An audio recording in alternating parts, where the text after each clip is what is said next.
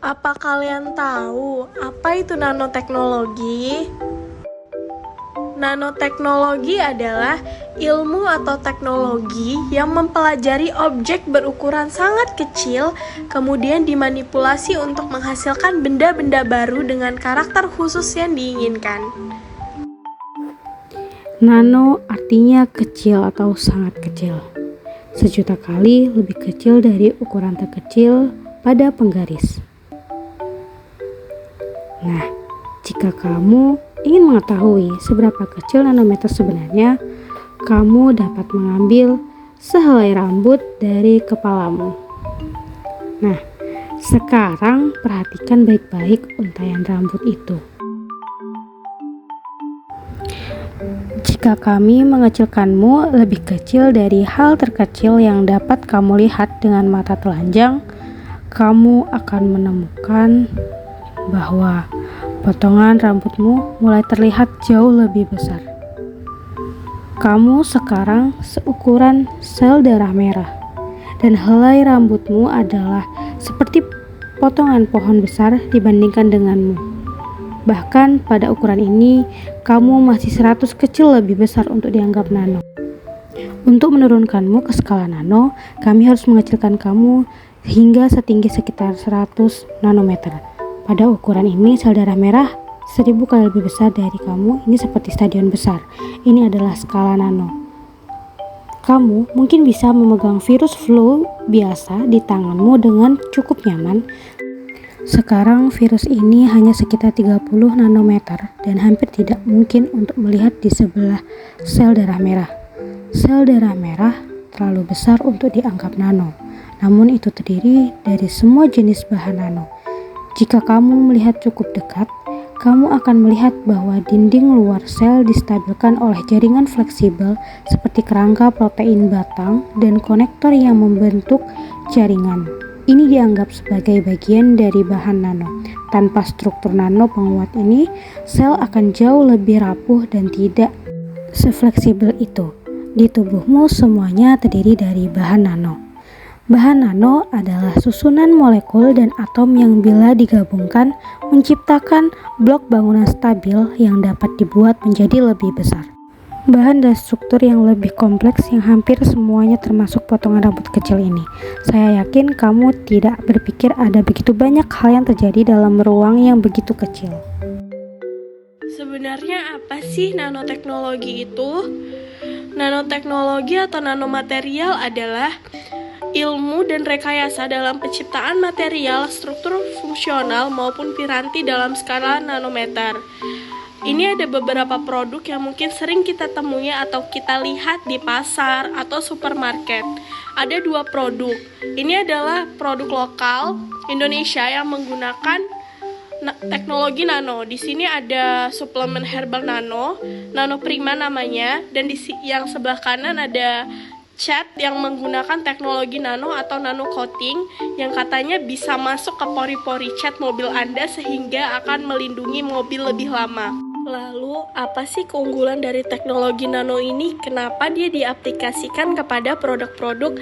Emangnya kalau pakai material biasa aja kenapa? Nah, di sini kita akan mempelajari mengenai nanoteknologi. Jadi nano itu apa sih sebenarnya? Mungkin kita sudah pernah mendengar ya, atau kita sudah tidak asing lagi dengan istilah milimeter, mikrometer. Nah, sekarang nanometer. Jadi kata nano itu diambil dari bahasa Yunani yang berarti kecil atau mungil.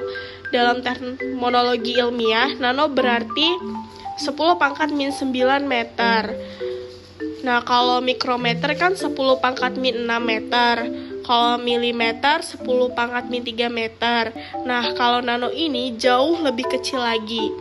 Di gambar ini ada skala meter mulai dari sentimeter hingga Armstrong. Armstrong itu 10 pangkat min 10 meter. Jadi di sini ada beberapa objek yang berukuran tertentu dan kita bahas sekarang ini adalah objek dengan ukuran nano yang mulai dari virus hingga molekul. Akan tetapi jika kita mempelajari mengenai nanopartikel itu biasanya ukurannya itu range antara 10 nanometer hingga 100 nanometer. Nah, di sini ada ilustrasi untuk menggambarkan betapa kecilnya ukuran nano. Jadi di sini ada bumi, ada bola dunia yang ukurannya itu 1,27 kali 10 pangkat 7 meter, atau jika dikonversikan itu sama dengan 12,7 km. Dan ukuran dunia ini itu 10 juta kali lebih besar dari bola kaki yang ukurannya hanya 0,22 meter, dan bola kaki ini pun 1 miliar kali lebih besar dari material nano, yang ini merupakan fluorens, yang merupakan salah satu material nano berbasis karbon yang ukurannya itu 10 pangkat min 9 meter. Jadi bisa kita bayangkan betapa kecilnya atau sangat kecilnya material nano ini. Nah, sebelum kita membahas lebih jauh, mungkin kita cari tahu dulu ya sejarah perkembangan nanoteknologi. Jadi, ini adalah Bapak Norio Taniguchi, atau kita sebut saja bahwa Profesor Norio. Bapak Profesor ini adalah ilmuwan pertama yang memperkenalkan konsep dan istilah nanoteknologi, yaitu pada tahun 1940-an. Beliau memulai mempelajari mekanisme pembuatan nanomaterial dari kristal quartz silikon dan keramik alumina menggunakan mesin ultrasonik. Lalu Bapak Norio ini mempublikasikan artikel ilmiah berjudul tentang konsep dasar nanoteknologi, dan publikasi ini dianggap sebagai awal mula teknologi nano dikaji secara ilmiah. Kemudian ilmuwan kedua yaitu Bapak Richard Feynman, yaitu pada tahun 1959 berhasil menemukan peralatan pengujian dan material baru, dan quotes yang terkenal dari Bapak ini adalah "There is plenty of room at the bottom", yang intinya memunculkan suatu isu yang itu permasalahan mengenai manipulasi dalam mengontrol atom dan molekul pada dimensi kecil atau dimensi nanometer. Yang selanjutnya, material nano ini dimanfaatkan di berbagai bidang, mulai dari untuk menyimpan energi, kemudian bahkan di pertahanan keamanan, di metalurgi, bagian elektronik, dan optik. Kemudian di bagian kesehatan juga sering menggunakan teknologi nano, bahkan di agriculture and food. Kemudian di kosmetik dan cat di bidang bioteknologi dan tekstil. Kemudian kita bahas lebih detail beberapa bidang yang sudah tertera di sini. Yang pertama adalah di bidang tekstil. Jadi, pengembangan nanoteknologi di bidang tekstil pertama dilakukan oleh Nanotex di Amerika sendiri. Nah, biasanya itu penerapan teknologi pada bidang tekstil ini dapat memberikan daya tahan yang lebih tinggi terhadap kain. Mengapa? Tadi udah kita bahas bahwa nanomaterial ini memiliki luas permukaan yang tinggi. Nah, itu bisa meningkatkan daya tahan sekaligus fungsi dari kain itu sendiri. Jadi, dengan memanfaatkan nanomaterial di bidang tekstil, itu bisa menimbulkan sifat-sifat khusus seperti antibakterial, anti api, kemudian self-cleaning. Kemudian anti sinar UV. Jadi, para pengguna pakaiannya mungkin bisa terhindar dari sinar UV yang berbahaya. Bahkan ada pakaian yang ketika di-apply dengan teknologi nano itu udah tidak perlu lagi dicuci karena dia tahan terhadap kotoran dan juga bau. Jadi kita bisa bayangkan ya betapa hebatnya produk-produk yang bisa digunakan menggunakan teknologi nano. Nah, selanjutnya teknologi nano juga dimanfaatkan di bidang pangan. Nah, mengapa? Keunggulannya apa sih? Jadi salah satunya itu pemanfaatan alat teknologi di bidang pangan bisa menghasilkan produk-produk dengan zat gizi tambahan. Jadi bayangin, kita kira-kira bisa menambah zat gizi makanan, itu berpengaruh kepada penyerapan zat gizi oleh tubuh yang bisa berubah. Dengan adanya nanomaterial ini, zat gizi yang terkandung dalam makanan itu akan lebih efektif diserap oleh tubuh karena mungkin ukurannya lebih kecil. Jadi, sel-sel dalam tubuh organ-organ itu bisa menyerap dengan lebih baik. Kemudian juga untuk di Indonesia itu sudah ada beberapa pangan, misalnya pewarna alami dan beberapa produk nanoteknologi yang bisa memanfaatkan bahan alami dari ampas buah atau ampas sayur. Jadi ampas buah dan ampas sayur dimanfaatkan, kemudian diubah partikelnya menggunakan atau menjadi skala nano sehingga itu bisa dimanfaatkan kembali. Selanjutnya ada nanoteknologi dalam bidang kemasan pangan. Mungkin ini sering kita dengar ya, ada kemasan aktif, kemasan smart, dan physical improve. Kemasan aktif itu dapat disebut aktif karena kemasan tersebut dapat melepaskan bahan kimia yang mungkin akan berinteraksi dengan makanan yang ada di dalamnya. Perlu diketahui, sebuah kemasan itu digunakan untuk melindungi makanan dengan fungsi memperpanjang masa kemasan dan meningkatkan rasa serta aroma dari makanan tersebut. Kemudian yang kedua ada kemasan smart.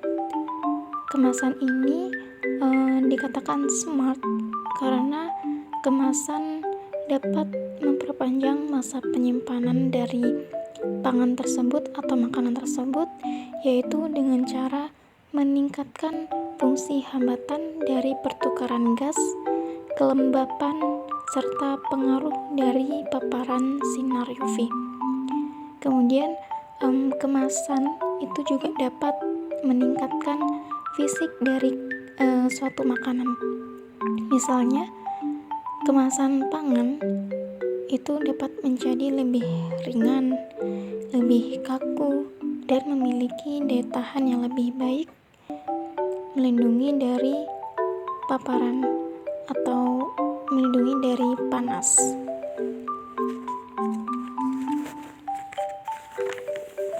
Biasanya juga ada kemasan antimikroba. Jadi pada kemasan ini, tipe ini itu biasanya menggabungkan mikroba nano ke dalam makanan, dan bahan dari makanan ini dirancang untuk tidak bisa dilepas, tapi komponen dari kemasan itu sendiri yang berperan sebagai mikroba.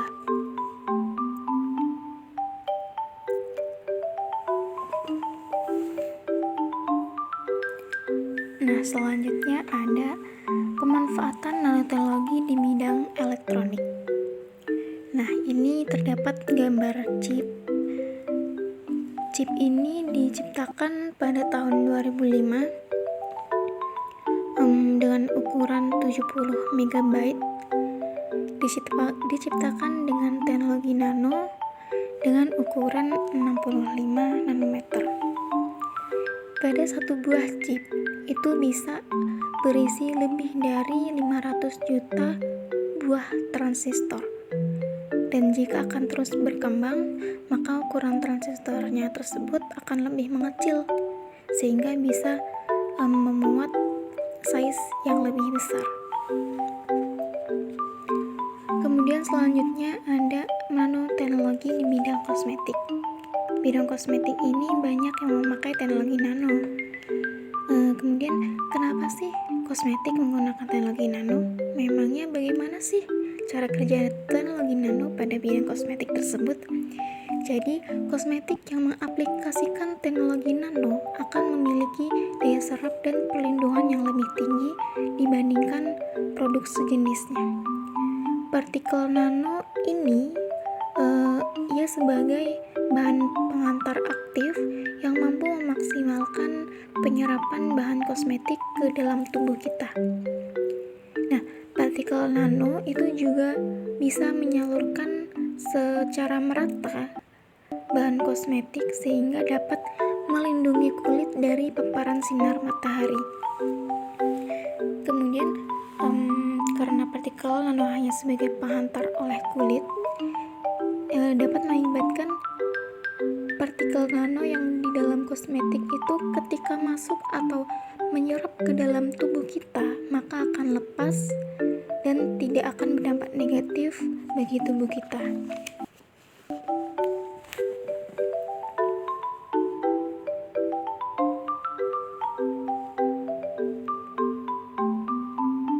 Selanjutnya, pada bidang kedokteran, nanopartikel di dunia kesehatan itu biasanya dimanfaatkan sebagai drug delivery dan tissue engineering.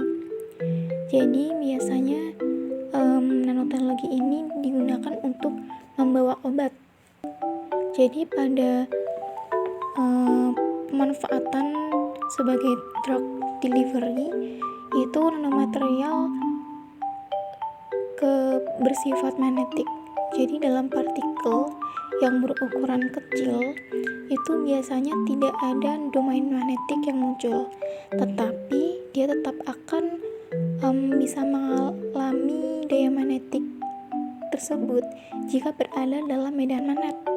Jadi nanti kita menggunakan medan magnetnya dari luar.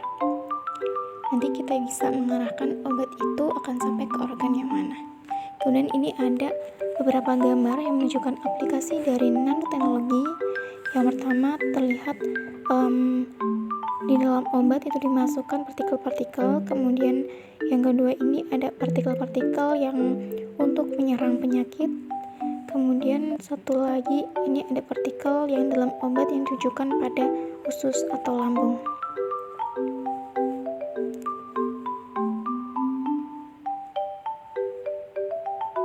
Kemudian kita masuk pada klasifikasi nanomaterial. Pada klasifikasi ini nanomaterial dibagi di sini yang pertama yaitu berdasarkan struktur dan dimensinya. Jadi nanomaterial itu dibagi menjadi 4 dimensi, yaitu ada 0 dimension, 1 dimension, 2 dimension, dan 3 dimension. Jadi yang pertama itu ada 0 dimension. Pada 0 dimension ini memiliki skala nanometer di segala arah, di segala sumbu, pada sumbu X, Y, maupun Z. Pada sumbu-sumbu tersebut itu memiliki skala 0. Kemudian pada 1 dimension itu hanya di dua arah sumbu skala nanonya. Kemudian pada 2 dimension itu hanya di satu sumbu, jadi hanya di sumbu X-nya saja atau Y-nya saja ataupun Z-nya saja. Kemudian pada 3D ini tercatat ukurannya lebih dari 100 nanometer, sangat besar ya. Akan tetapi dengan ukuran tersebut, ukuran nanomaterial itu tidak terbatas dalam apapun, dan dengan ukuran yang besar tersebut juga tetap dikatakan sebagai material nano dalam bentuk 3D-nya. Kemudian di sini ada klasifikasi nanomaterial berdasarkan jenis penyusunnya. Jadi berdasarkan jenis penyusunnya, nanomaterial ini dibagi menjadi dua, yaitu organik dan anorganik. Pada organik ini ada partikel misel, liposom, nanogel, dendrimer, polimeric nanopartikel. Kemudian pada anorganik itu ada dia lebih kepada logam ya. Jadi di sini ada gold nanopartikel, terus ada mesoporous silika nanopartikel, ada magnetic nanopartikel, dan lain-lain. Kemudian selanjutnya ada nanomaterial komposit. Jadi komposit itu bisa dibilang sebagai penyusun hibrid dari nanomaterial. Jadi di sini dapat dilihat ya, di sini ada gambar contoh dari nanomaterial yaitu carbon base. Di sini ada penyusun-penyusunnya, ada bentuk diamond, fullerene, carbon nanotube, graphite, graphene oxide, dan karbon dot.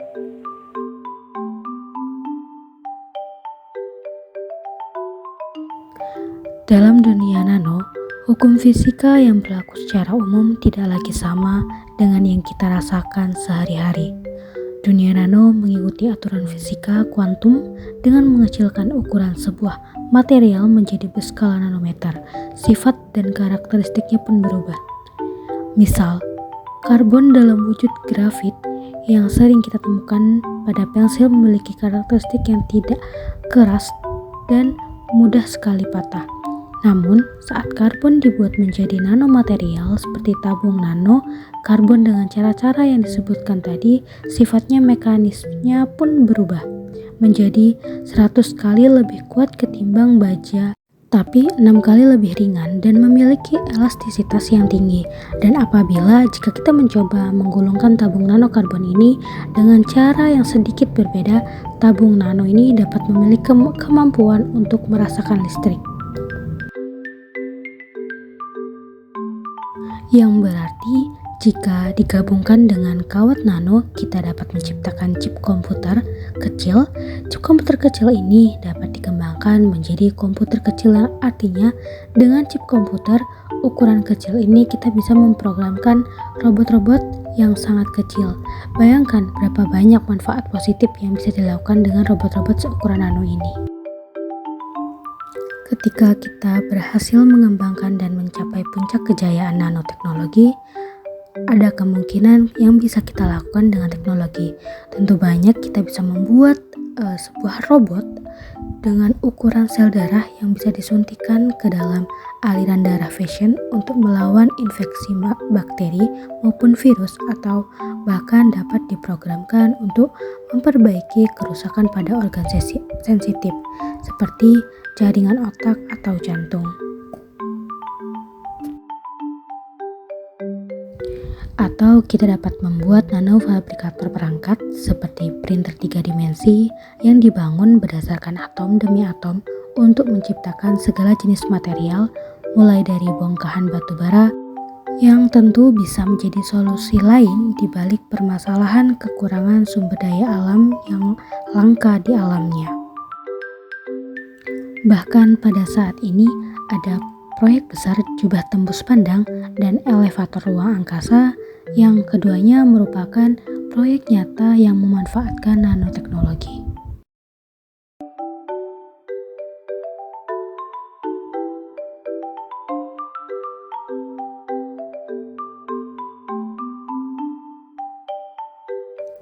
Banyak hal-hal yang menarik dan positif apabila ketika suatu saat teknologi ini bisa mencapai era puncaknya, di mana teknologi yang dapat memicu perkembangan hidup manusia menjadi lebih mudah dan praktis membantu orang-orang menghadapi penyakit keras seperti kanker atau jantung, bahkan bisa mengurangi tingkat kelaparan dan kekeringan dari banyaknya manfaat nanoteknologi itu sendiri.